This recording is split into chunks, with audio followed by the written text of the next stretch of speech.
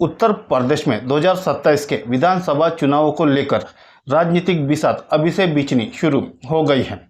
Bahujan Samaj party की मुखिया बहन मायावती एक बार फिर अपने उस पुराने और सफल सोशल इंजीनियरिंग मॉडल को पुनर्जीवित करने की कोशिश कर रही है, जिसने 2007 में उन्हें राज्य में पूर्ण बहुमत की सत्ता दिलाई थी। उनका मुख्य ध्यान दलित ब्राह्मण गठजोड़ को फिर से सक्रिय करने पर केंद्रित है।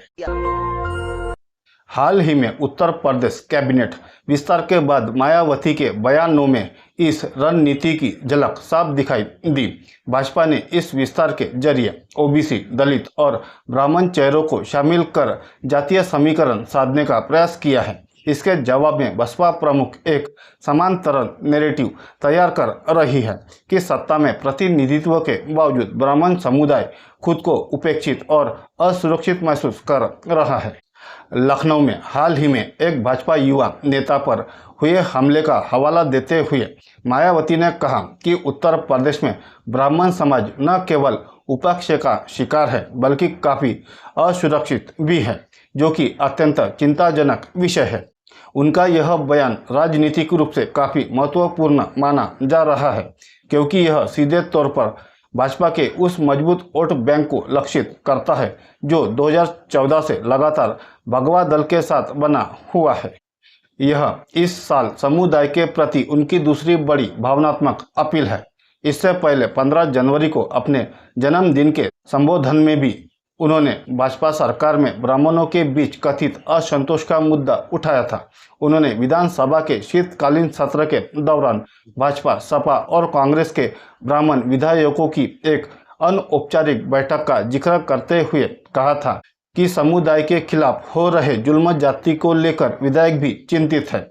विभिन्न दलों के विधायकों का जिक्र कर मायावती यह संदेश देने की कोशिश कर रही है कि ब्राह्मणों की यह कथित नाराजगी केवल विपक्षी दलों का आरोप नहीं बल्कि एक व्यापक राजनीतिक सच्चाई है।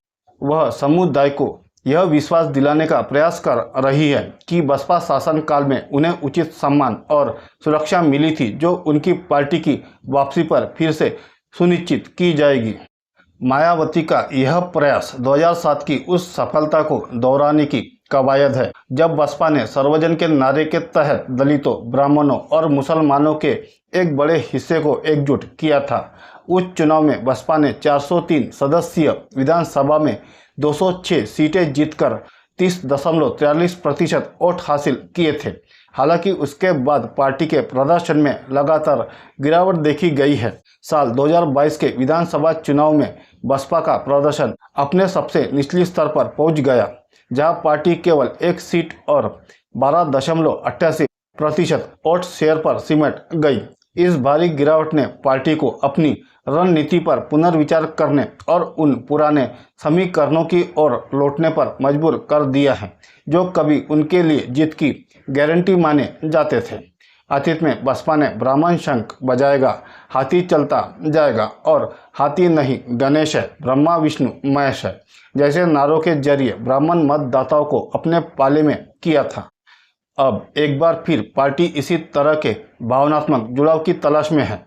उत्तर प्रदेश की आबादी में ब्राह्मण समुदाय की हिस्सेदारी लगभग 10 से 12% है और पूर्वांचल व अवध जैसे क्षेत्रों में उनका खासा प्रभाव है।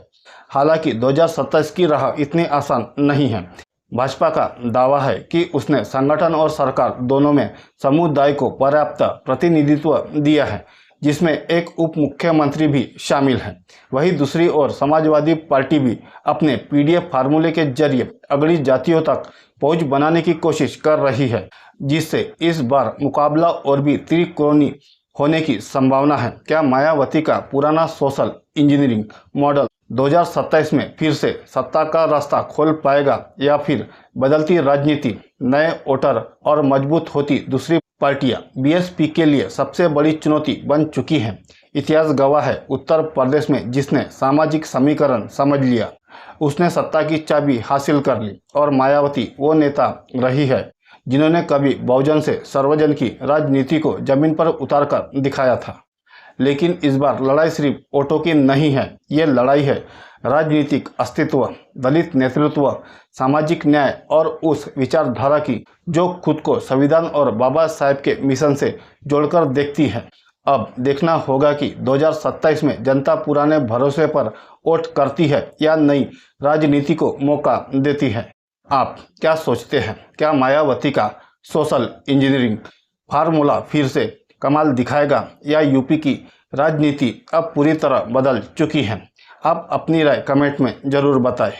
आपकी राय हमारे लिए बहुत ज़रूरी है। साथ ही वीडियो को लाइक करें, शेयर करें और ऐसी खबरें देखने के लिए हमारे चैनल को सब्सक्राइब करना ना भूलें। शुक्रिया।